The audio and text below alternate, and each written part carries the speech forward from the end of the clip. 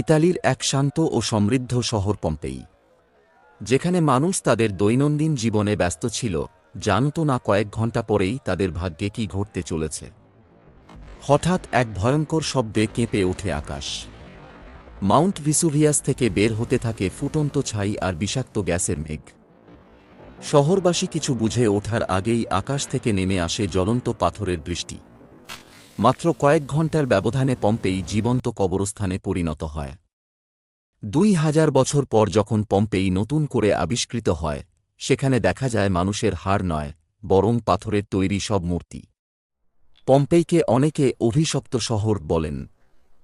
আজও যদি কোনো পর্যটক এখান থেকে কিছু চুরি করে, তার জীবনে নেমে আসে চরম দুর্ভোগ। পম্পেই আজও তার রহস্য আগলে রেখেছে। আপনার কি মনে হয়, এটি কি আসলেও অভিশাপ? কমেন্টে জানান আর সাবস্ক্রাইব করুন ফ্যাক্টস মিস্ট্রি বাংলাকে।